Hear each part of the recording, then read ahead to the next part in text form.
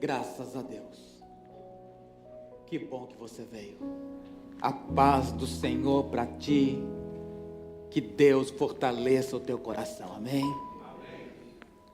Eu fico impressionado com aquilo que a tecnologia tem trazido de benefício para o mundo. É impressionante como a tecnologia nos deu a oportunidade de economizar o tempo. E curioso é que a mesma tecnologia que nos economiza o tempo nos rouba muito mais do que nos favorecer.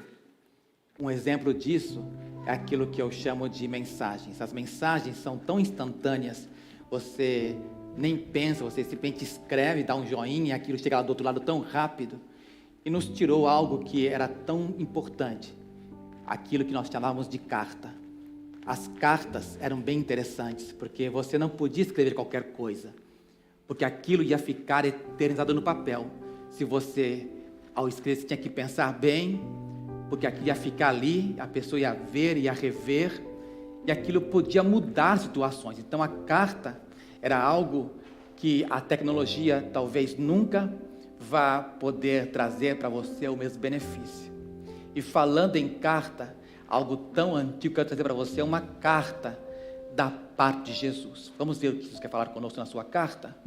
Abra comigo a sua Bíblia, neste livro santo, o último livro do Novo Testamento, que é o Apocalipse.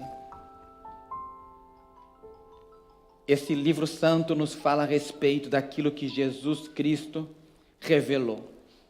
Nós vamos ver a palavra do Senhor. Abra a sua Bíblia no livro de Apocalipse. Por certo você já ouviu falar de João. João mais jovem, daqueles que seguiram a Jesus. João, aquele que foi praticamente o primeiro a seguir Jesus, quando o outro João, o Batista, disse: eis aí o Cordeiro de Deus que tira o pecado do mundo. João rapidamente perseguiu Jesus e permaneceu com ele, se tornou um dos seus apóstolos, e era aquele, como ele nos identifica por 5 vezes no seu evangelho, aquele a quem Jesus amava. E ele se recostava no peito de Jesus, sentindo a palpitação do coração do mestre. Ele queria estar o mais próximo possível do seu Salvador. E é interessante nós percebermos o seguinte, que neste livro você vai perceber que no final da vida de João, ele está desterrado, é exilado para uma ilha chamada Patmos, uma ilha rochosa, sem água potável, sem mantimentos. Ele é lançado ali para morrer à míngua. E é quando então ele percebe, talvez ele estava desesperado, estava triste, porque ele pensava que era o fim de uma era, o fim da igreja, ele como o último dos apóstolos vivo. É quando de repente ele ouve uma voz altissonante, como de uma trombeta, dizendo: João, escreve para a minha igreja, escreve estas coisas às igrejas.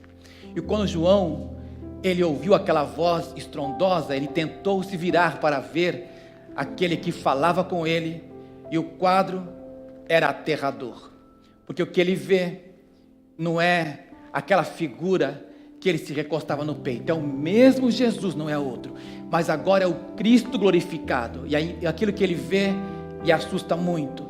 Ele olha o rosto de Jesus, ele chama a atenção, seus cabelos que são brancos como a neve. Ele tenta olhar para os olhos do Senhor, mas os seus olhos são como chamas de fogo e penetra até a intimidade da alma. Ele olha para o Senhor, da sua boca sai uma espada aguda. Ele baixa o olhar, e nas suas vestes, seus vestidos longos, aquele cinto talar sobre o seu peito, e os seus pés são como latão reluzente, refinados no fogo. Ele olha para o Senhor e ele está assustado. É quando o Senhor de novo lhe diz: João, escreve o que tendes visto, o que vês e o que verás. E João passa a escrever, e o Senhor diz para ele algo muito forte. Ele diz assim: quando eu o vi, eu caí como morto, e ele pôs sobre mim a sua mão, dizendo: não temas, João, eu sou o primeiro e o último, o que vivo. Aleluia, o que vivo, estive morto, mas eis que estou vivo para todo sempre. Aleluia. E então João passa a escrever. Estamos no capítulo 2 do livro Uma Carta de Jesus para Você. Vamos ler. escreve ao anjo da igreja que está em Éfeso: isto diz aquele que tem na sua destra as 7 estrelas, que anda no meio dos 7 castiçais de ouro.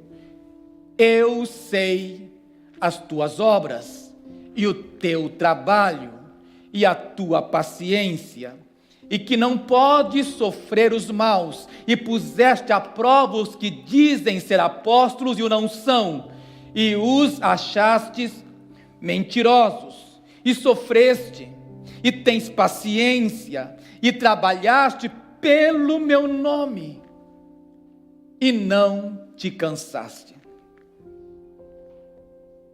Tenho, porém, contra ti, que deixaste o teu primeiro amor, a tua primeira caridade. Lembra-te, pois, destas coisas, lembra, pois, de onde caíste, e arrepende-te, e pratica as primeiras obras, quando não, brevemente te virei, e tirarei do seu lugar o teu castiçal, se não te arrependeres. Tens, porém, isto, que aborreces as obras dos nicolaítas, as quais eu também aborreço.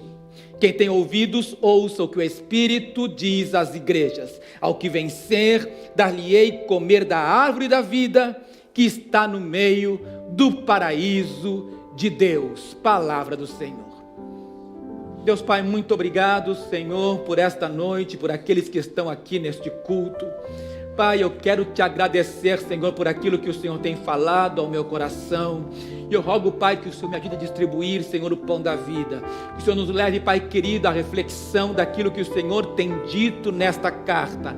Fala conosco, Senhor, nos desperta, Deus. Eu rogo a tua bênção sobre a tua igreja, Pai, sobre aqueles que estão aqui neste culto. Fala conosco, Pai, em nome do Senhor Jesus. Amém, amém. Você pode se assentar. Glórias a Deus. João ouviu a palavra do mestre que disse: escreve ao anjo da igreja. João tem a responsabilidade de escrever não uma carta, mas 7 cartas. Ele vai escrever uma carta para cada igreja daquela localidade que está situada na Turquia. Ele tem a responsabilidade de falar com 7 igrejas. E o Senhor dá para ele um esboço muito claro. Aquele esboço é o mesmo para cada carta, embora estas cartas sejam diferentes. Ele vai primeiro dar o destinatário. Ele vai dizer que vai escrever a determinada igreja. Ele vai dar uma descrição, que é uma característica, uma das características daquilo que ele viu em Jesus glorificado. Ele vai depois dar aquilo que nós chamamos de um elogio para a igreja. Ele vai depois dar uma reprimenda, vai repreender a igreja. Ele vai também dizer para a igreja aquilo que nós falamos que é uma exortação, embora nem todas sejam repreendidas. Mas também há uma que não será elogiada. E ele vai dizer por último para a igreja uma promessa que ele dá a todas elas.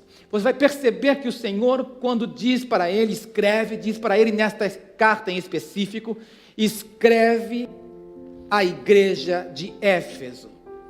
Isso me impressiona, porque aquele João que está na ilha de Patmos, desterrado, havia sido o último dos pastores da igreja de Éfeso. E isso é singular, isso é marcante. Por quê? Porque quando o Senhor diz escreve ao anjo da igreja, ele está se referindo, e aqui nós temos 2 formas de interpretar isso. Você pode ver o anjo como certamente talvez exista para cada igreja. O Senhor determinou um anjo mensageiro, alguém que guarda a igreja dos seres celestiais. Mas eu penso que não é isso que ele está se referindo. Ele está dizendo para a igreja que cada igreja tem um anjo, um ser humano, um anjo de carne e osso. Tem alguém que o Senhor deu como mensageiro responsável por cuidar da igreja. Você vai perceber isso, por exemplo, se você vai comigo lá no livro de Malaquias, você vai comigo a Malaquias, capítulo, vamos ver isto, 2, versículo 7, você vai perceber o seguinte, para Israel, porque os lábios do sacerdote guardarão a ciência, e da sua boca buscarão a lei, porque ele é o anjo do Senhor dos exércitos. Aleluia. Você percebe que o Senhor está dizendo então que o pastor da igreja, ele é o responsável por ela, ele vai responder pelas almas, ele vai responder pela igreja. E João estava certamente curioso, porque ele quer saber o que é que Jesus vai falar acerca da igreja que ele pastoreara.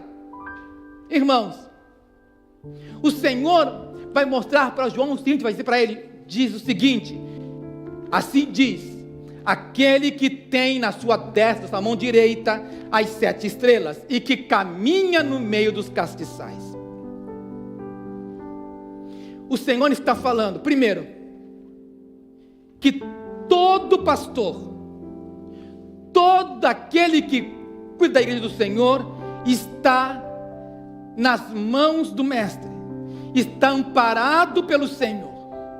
E João entendeu isso, eu também entendo, irmãos, que eu estou guardado pelas mãos de Jesus, que eu estou seguro, firmado nas mãos do meu Mestre, e Ele não vai me soltar. Eu estou nas mãos do Senhor, na sua mão direita. E quando Ele fala isso, eu entendo uma coisa, irmãos. Ele diz que o pastor é uma das estrelas, o pastor é uma estrela. Não entenda estrela como estrelato, como aquele que brilha no mundo, não, mas nós sim brilhamos para glorificar o Senhor. Nós resplandecemos a glória do Evangelho de Cristo.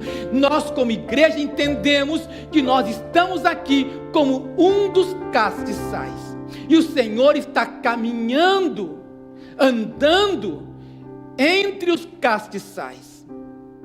E quando Ele caminha, eu entendo isso, irmãos, eu imagino Ele caminhando entre os castiçais, como um dia eu estive entre fileiras de um exército. Eu entendo que quando aquele que estava supervisionando o exército, passando pelas fileiras, observando, ele estava fazendo um trabalho, ele estava passeando, andando entre as fileiras, porque ele estava inspecionando. Jesus está andando no meio da sua igreja, não importa se há 2 ou 3 reunidos, Ele ali está no meio da igreja. Ele está no meio da igreja para que a igreja entenda que Ele está cuidando, Ele está guardando, Ele está zelando daquilo que é dele. A igreja não é do pastor, o pastor é de Jesus, e Jesus é da igreja, é a igreja de Jesus. Você está entendendo isso? Então entenda algo, o Senhor diz que Ele é aquele que anda no meio dos castiçais. Ele está aqui hoje. Quantos creem nisso? Aleluia. E quando o Senhor fala para esta igreja, para a igreja de Éfeso, o Senhor vai dizer algumas coisas, aquilo que Ele sabe, e Ele sabe muita coisa sobre a igreja, Ele sabe muita coisa sobre você. Toda igreja tem uma característica, e a igreja de Éfeso não tem uma, tem 7 características.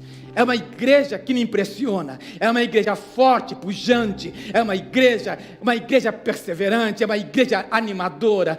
Quando João ouve aquilo que o Senhor está elogiando, porque o Senhor, irmão, reconhece aqueles que trabalham para Ele, e o Senhor, ao falar sobre essa igreja, o Senhor diz algumas coisas que realmente enchem o nosso coração de alegria. Primeiro Ele diz para essa igreja: eu sei as tuas obras. O Senhor está dizendo para nós, como igreja, como castiçal, que Ele conhece as nossas obras. Note como é importante isso, porque o Senhor fala em Mateus capítulo 5, versículo 15, Ele diz o seguinte: não se pode acender uma candeia e escondê-la, mas a candeia deve brilhar, a candeia deve resplandecer a sua luz, e a igreja, ela resplandece a luz. Versículo 16 nos fala: assim resplandeça a vossa luz diante dos homens, para que eles vejam vossas boas obras e glorifiquem ao vosso Pai que está nos céus. Então o Senhor está dizendo para nós que nós como igreja, não apenas o pastor brilha, a igreja brilha, a igreja tem que resplandecer, a igreja tem que resplandecer a glória de Jesus, tem que mostrar para o mundo que há uma diferença entre as trevas lá fora e a luz que brilha no meio do povo de Deus. As tuas obras contam. aquilo que nós fazemos para glorificar o Senhor é importante. Não pense que seu testemunho está isento da inspeção do Mestre. Ele está observando a nossa boa obra. Eu conheço as tuas obras. Ele diz mais: eu também conheço, eu sei o teu trabalho.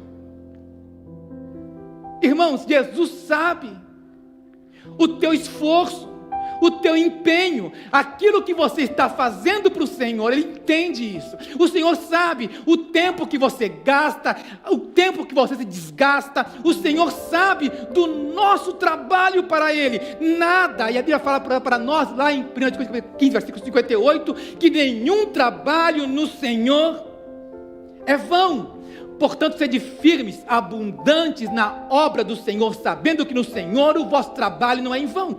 O Senhor está dizendo para nós: entenda algo, quando você faz por Jesus, quando você está trabalhando para o Mestre, o Senhor se alegra. O Senhor sabe que nós estamos fazendo o nosso trabalho. O Senhor elogiou aquela igreja, as suas obras, elogiou o seu trabalho, mas Ele elogiou também aquilo que eu vou chamar de a sua paciência. Paciência aqui, irmãos, tem um sentido de perseverança, de persistência. E eu vejo que essa igreja de Éfeso é uma igreja que persiste, uma igreja que não se intimida, mesmo que ali em Éfeso houvesse 2 grandes templos: o templo da deusa Diana dos Efésios e também o templo da adoração ao imperador, a família de Domiciano, que era o perseguidor dos crentes. Muitos crentes recusavam, eles não aceitavam. A grande maioria dos cristãos de Éfeso preferiam morrer do que dizer: o imperador é Senhor. Não, eles diziam ao invés: Jesus Cristo é o Senhor, e pagavam um preço caríssimo por isso. Pagavam com a própria vida, perdiam os seus bens, perdiam suas propriedades, mas eles continuavam perseverando. E eu pergunto: já perdeu alguma coisa por amor a Jesus? Nós estamos persistindo, nós não vamos parar. Eu fico imaginando, irmãos, que nós temos muitos motivos talvez para parar. Talvez você pensou, talvez você chegou hoje e disse: eu não vou para o culto, eu estou cansado. Aí o Senhor falou para você: não, filho, não fique em casa não. Levanta a cabeça, persiste, dá um passo adiante. E você obedeceu à voz do Espírito Santo de Deus. E quando nós persistimos, eu encontro um valor especial na paciência dos santos. Você vai ver isso, por exemplo, você vai comigo no texto de Apocalipse. Você vai perceber capítulo 13, versículo 10. Olha que o Senhor está dizendo. Ele está dizendo o seguinte: que se alguém vai para o cativeiro, se alguém é aprisionado por amor a Jesus, se alguém leva em cativeiro irá. O Senhor não vai dar livramento. Se tiver que ir para a prisão, você vai para a prisão. Se alguém matar a espada, necessário é que a espada seja morto. É necessário, se você tiver que entregar a sua vida por amor a Cristo, por amor à causa do Evangelho, tiver que morrer a espada, você vai morrer a espada. Aqui está a paciência dos santos.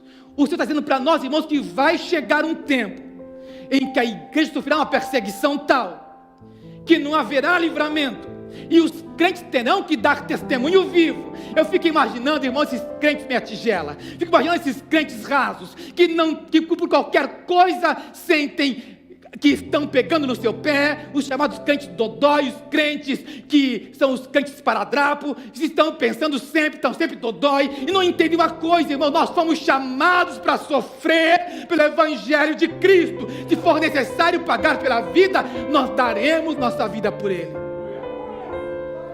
O Senhor está dizendo em Apocalipse capítulo 14, versículo 12, de novo está dizendo: aqui está a paciência dos santos.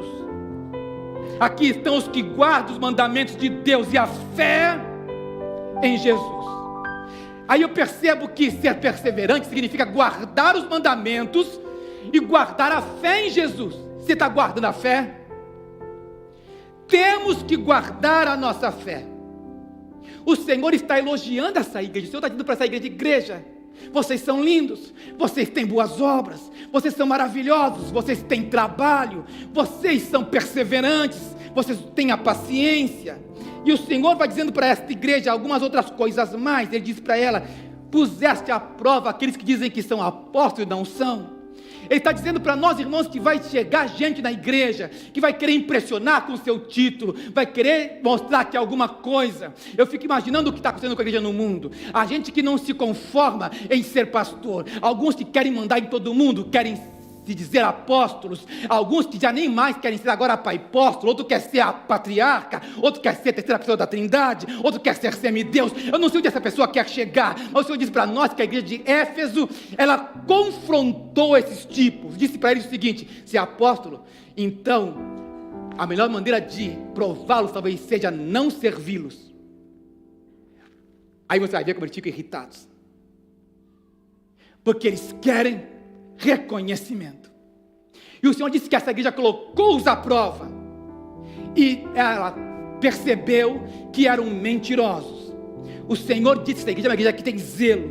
O Senhor diz mais, o Senhor disse: e sofreste. Era uma igreja sofredora. Quantos de nós estamos dispostos a sofrer por Cristo? Era uma igreja sofredora. Mais ainda, tens paciência, não desistiram. O Senhor está sendo repetitivo. O Senhor está dizendo para eles que eles trabalharam, aquela paciência, aquele trabalho, aquelas obras, eram por causa do nome. Trabalharam, não pelos seus nomes, como aqueles apóstolos trabalharam, pelo meu nome.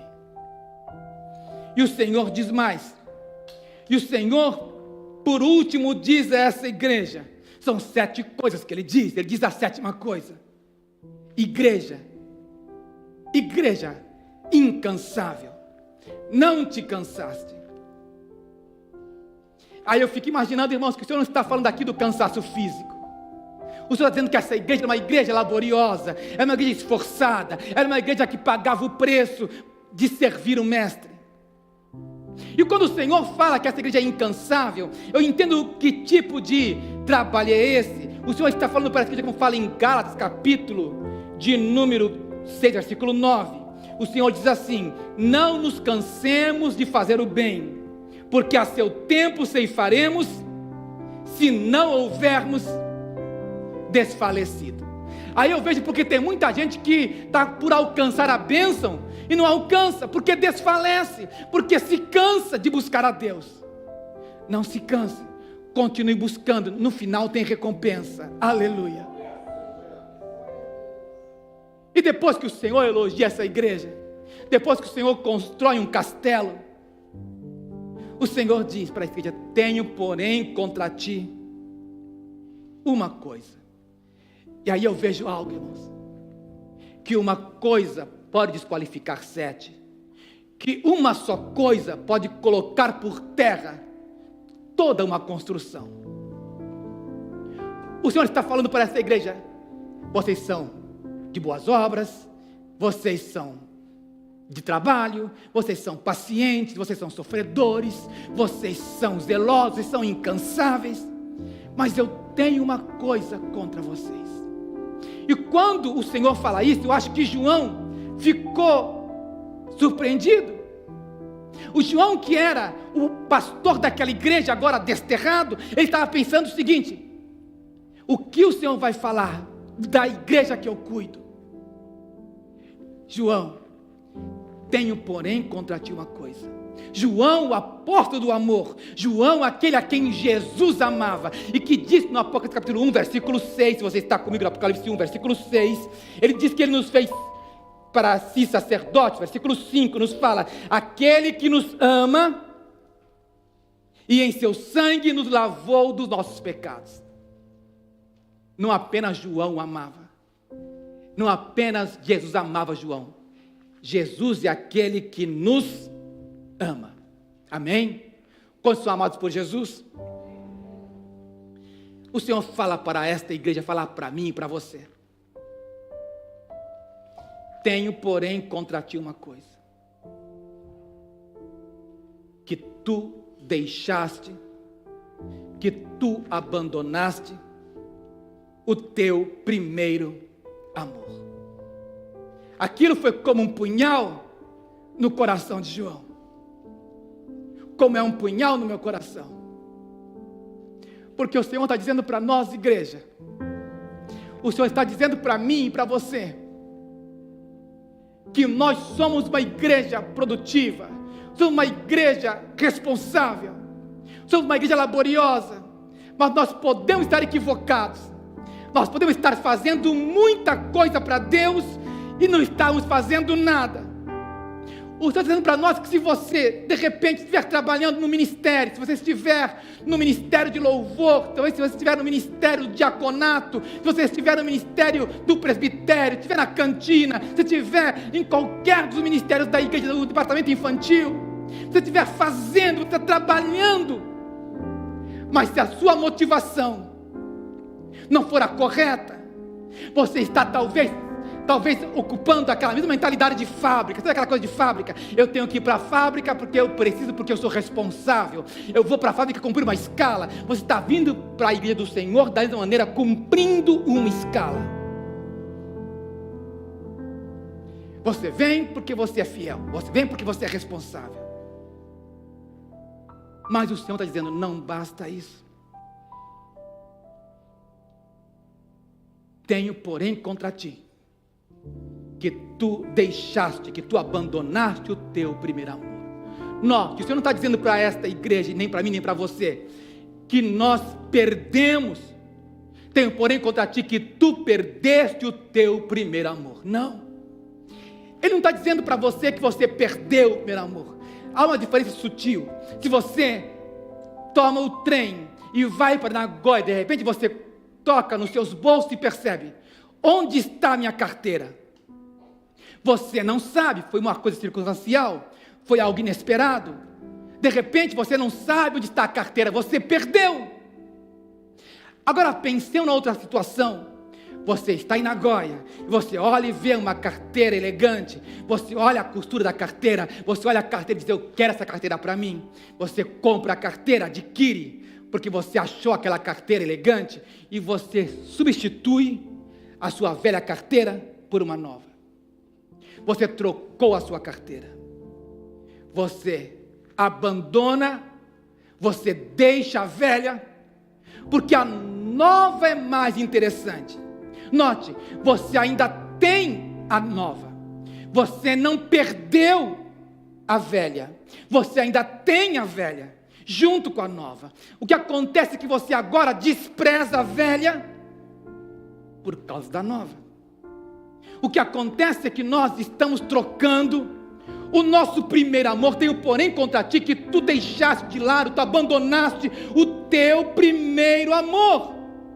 Isso quer dizer, irmãos, que numa classificação, aquilo que vinha primeiro, foi descendo de prioridade. O Senhor está dizendo para nós aquele amor que se tinha pelo Senhor, que era ao extremo, aquele amor que se tinha pelo Senhor, que era alto, de repente começou a descer, e foi baixando, e você foi degradando o seu amor por Jesus. E você continua fazendo, ou fingindo, entre aspas, que você está fazendo. Nós estamos fazendo. Esse era o problema da igreja de Éfeso, e talvez seja o teu problema e o meu problema. Estamos fazendo, estamos pregando, estamos levando o evangelho, estamos orando, estamos fazendo, mas qual é a motivação? Eu te pergunto, qual é a motivação do nosso coração?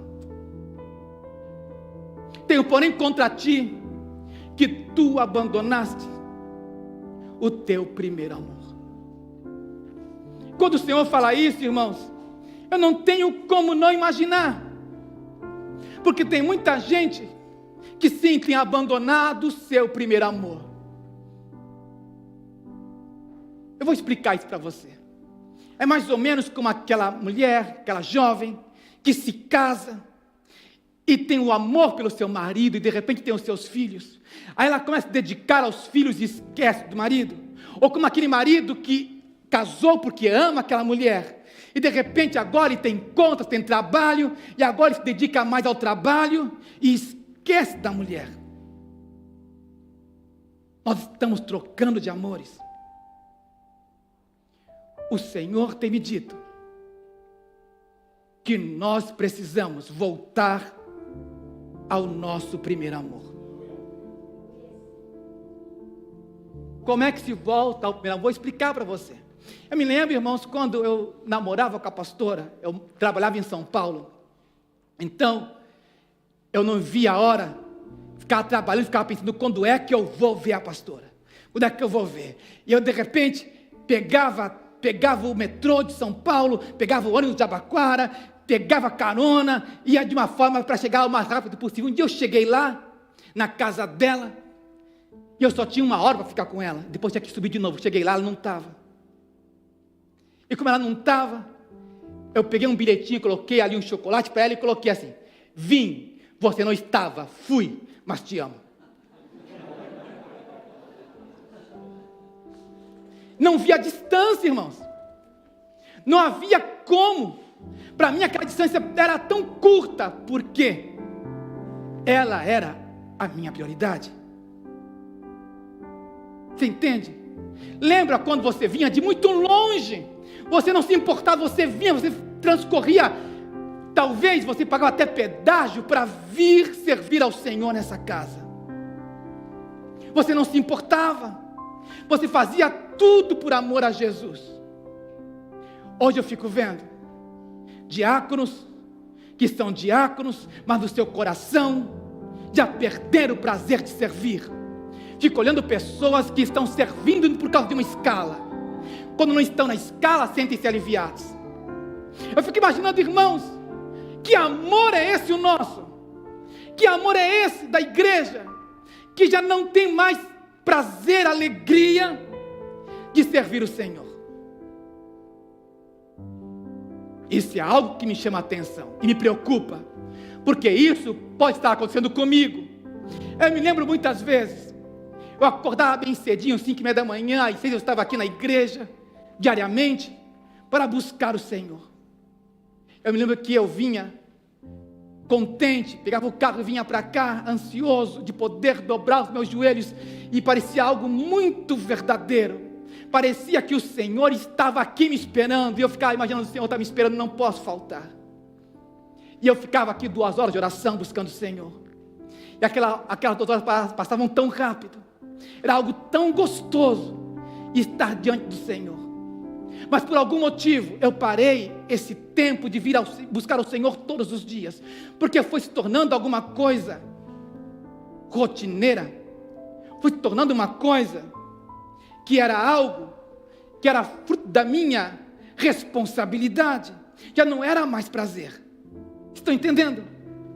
Nós estamos talvez trocando aquilo que eu chamo de primeiro amor por um segundo amor. Amor a Jesus pelo amor ao ministério, amor a Jesus pelo amor à família, amor a Jesus pelo amor ao trabalho, amor a Jesus pelo amor às distrações. E o Senhor olha para a gente, e não tem como o Senhor não nos repreender. O Senhor diz: tenho, porém, contra ti uma coisa: tu deixaste, tu abandonaste, tu esqueceste o teu primeiro amor.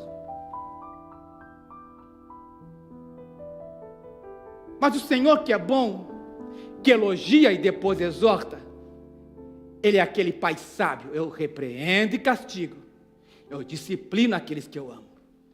E o Senhor, na sua exortação, diz para essa igreja: eu tenho uma solução. Eu vou dar o caminho para você voltar ao primeiro amor. Primeiro quero que você lembre de onde você caiu. Eu acho que é assim que acontece com as crianças. Criança andando de bicicleta, e de repente o pai está ali empurrando a bicicleta atrás, ele solta a bicicleta, a criança vai, pensando que o pai está segurando, de repente ela vai para trás, não vê pai e cai. Aí cai e começa a chorar. Aí o pai vai naquele lugar onde ela caiu. Não, levanta, vem cá. Sobe de novo. O pai vai ficar te segurando aqui atrás. E solta de novo. O Senhor está nos falando o seguinte: quero que você se lembre de onde você caiu. Esse é um bom exercício.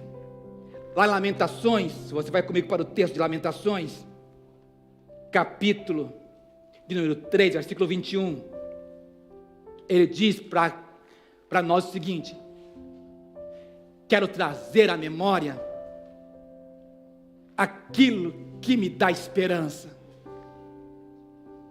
Ou como está em nossa versão, nossa tradução, disso me recordarei no meu coração, por isso tenho esperança.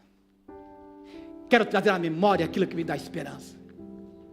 Nós temos, irmãos, que trazer à nossa memória aquelas coisas boas que o Senhor fez por nós.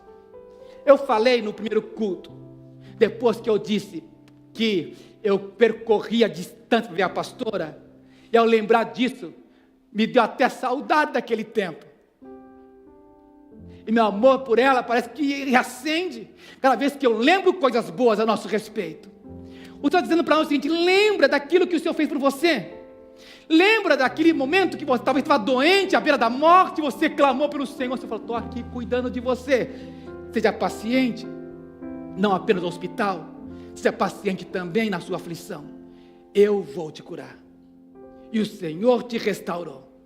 Lembra quando estava em aperto financeiro, não sabia como ia sair, de repente o Senhor operou um pequeno milagre, um gesto, um irmão, um amigo te ofereceu a mão e te disse: eu te ajudo.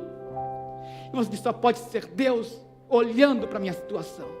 Então você pensou: meu Deus, como eu faço com o meu negócio, meu Deus, eu vou perder tudo. Aí de repente alguém vem com uma boa notícia: olha, vai lá no governo, tem uma forma de você solucionar isso.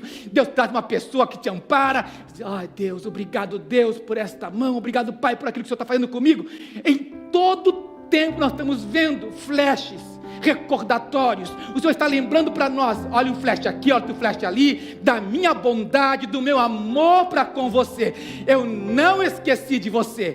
Lembra de onde você caiu. Estão entendendo? Aí o Senhor diz mais. O Senhor diz para esta igreja, para você e para mim, Ele diz assim: depois que você lembrou da minha bondade, aí você tem que fazer o seguinte: cara, se arrepende se está errado. Se arrepende. Muda de trajetória, metanoia. Volta, faz o caminho reverso, dá meia volta, vai e volta a praticar as primeiras obras. Aí você está entendendo o que o Senhor está falando? O Senhor está elogiando essa igreja pelas obras da igreja. Aí o Senhor está dizendo para você: não vai parar de fazer as obras, só que elas têm que mudar a conotação, a motivação. Volta a praticar as primeiras obras. É mais ou menos como uma linha de montagem. Você vai fazendo as peças, está ficando bonito, de repente você se distrai, de repente você já acha que sabe fazer, e as peças começam a rodar e vai fazendo um monte de peça errada. O Senhor fala para nós: volta, para essa máquina aí e volta a fazer as peças com esmero. Volta a fazer para mim. E esse é um grande segredo da vida cristã, porque a gente que só sabe ser crente na igreja. Lembro de um certo irmão que um dia chegou para mim e disse: pastor, quero ficar aqui na igreja, não quero sair mais daqui, quero dormir na igreja. Como? Não, pastor, eu quero dormir na igreja porque aqui eu me sinto tão bem, me sinto com uma paz tão grande. Aí eu volto para o meu trabalho no dia seguinte, volto para casa, e vem a luta, vem o problema: não, pastor, vou morar na igreja. Eu falei: negativo, aqui você não mora não, campeão. Vou fazer uma coisa melhor por você. Ao invés de você morar aqui, tem alguém que quer morar em você. Aquele que mora aqui vai morar em você, e onde você for, ele vai com você, e vai te instruir, e vai te ensinar uma coisa maravilhosa que todo crente renascido sabe: tudo que nós fazemos, por obra ou palavra, fazemos para glorificar o Senhor. Aleluia. Aí esse irmão ganhou uma nova mentalidade, ele ganhou uma nova disposição, ele começou a entender que na fábrica, no meio dos xingos, dos berros, ele estava alegre servindo o Senhor. Eu não estou trabalhando para a fábrica, eu estou trabalhando para Jesus. Cada peça que eu faço aqui, eu quero glorificar o meu mestre, quero dar as glórias e as honras ao meu Senhor Jesus Cristo. Você está entendendo? O Senhor está dizendo para nós, irmãos, volta, lembra, arrepende e volta a praticar as primeiras obras. Aí o Senhor tem que exortar, diz: olha, faz isso, porque se você não fizer isso, se você não se arrepender, eu vou ouvir, e quando eu vier, eu vou fazer o seguinte: brevemente eu te virei e vou tirar do seu lugar o teu castiçal. Vou remover o castiçal. O Senhor, irmão, não faz troca.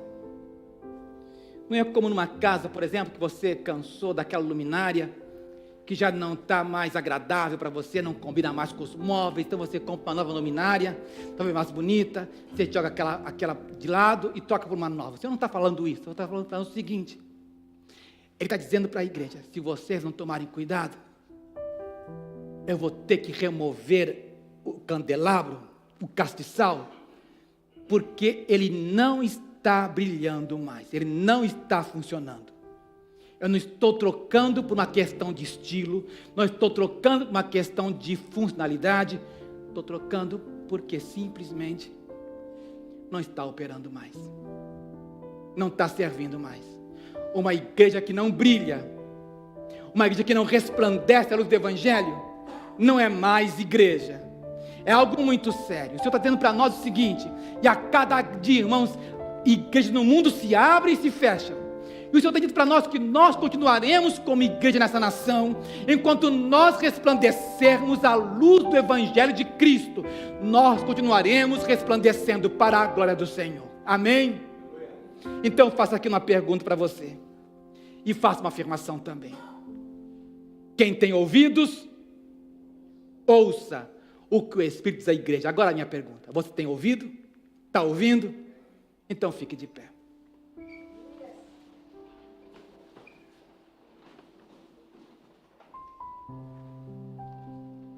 Obrigado, Jesus. Obrigado, Jesus. O Senhor então finaliza com uma promessa. E a promessa é maravilhosa. É como se fosse um retorno ao jardim.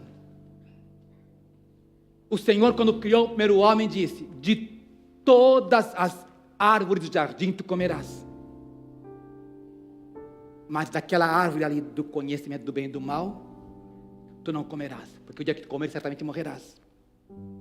Ali no centro havia a árvore da vida. E quando o homem come da árvore do conhecimento do bem e do mal, ele se torna discernidor do pecado. Ele se torna um pecador. E Deus tem uma preocupação. O homem será tirado do jardim, porque se ele comer da árvore da vida, ele vai viver eternamente num conflito interior. Será que vale a pena servir a Deus? Será que Deus é realmente verdadeiro?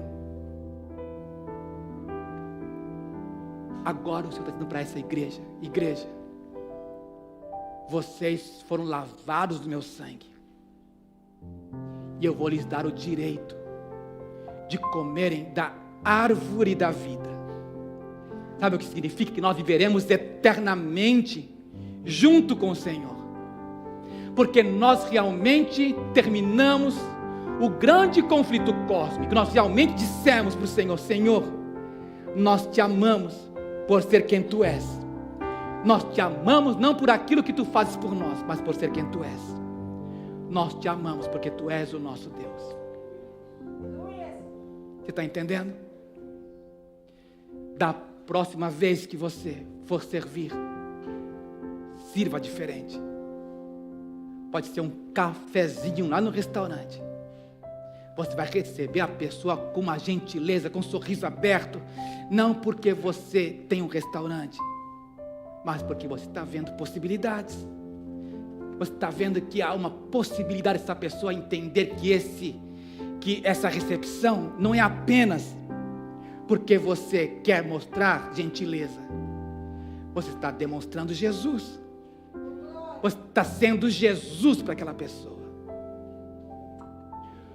Quando você estiver na fábrica, você vai entender. Na escola, no trabalho. Tudo o que eu fizer é para a glória de Jesus.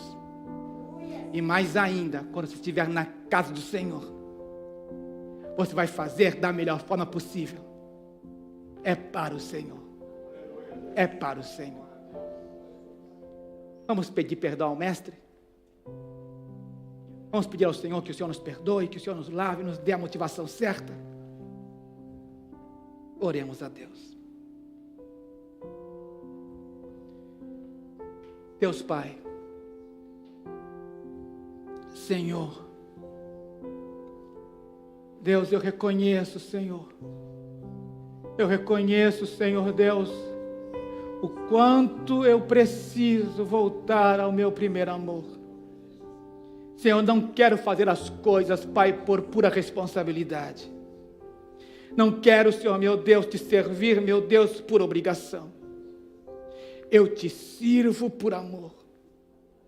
Senhor, olha para nós como igreja. Perdoa, Senhor, meu Deus, esse nosso senso, Senhor, meu Deus, de alta responsabilidade. Senhor, meu Deus, temos sido responsáveis naquilo que estamos fazendo, mas não temos sido, Senhor, meu Deus, afeiçoados, Senhor, a Ti. Nós te pedimos, Senhor, leva-nos de volta, Senhor Deus, a esse lugar. Leva-nos a praticar as primeiras obras, Senhor. Faz-nos lembrar daqueles novos tempos, daqueles antigos tempos, Pai. Faz-os novos hoje, Senhor. Aquele tempo, Pai, que quando novo convertido, a gente não via ninguém ruim, Pai. A gente olhava para as pessoas, Senhor, meu Deus, e via o Senhor. Nós te servíamos com alegria, ó Deus. Pai, esta igreja, Senhor, não são apenas estes. Pai, eu estou aqui desde muito cedo, Pai, e tenho compartilhado a mesma palavra com tantos durante esse dia, Pai, para que nós, Senhor, meu Deus, voltemos, Senhor, meu Deus, à prática das primeiras obras. Leva-nos a te amar, Senhor. Eu sei, Deus, que por se multiplicar a iniquidade, o amor de muitos vai esfriar, mas não o nosso, Senhor. Acende a chama do nosso amor. Leva-nos de volta, Senhor, meu Deus, ao nosso primeiro amor. Leva-nos de volta para Ti, Senhor. Nós oramos, Pai, agradecidos. Em nome de Jesus. Amém, amém, amém. Que Deus te abençoe. Deus te abençoe em nome de Jesus. Você pode se assentar.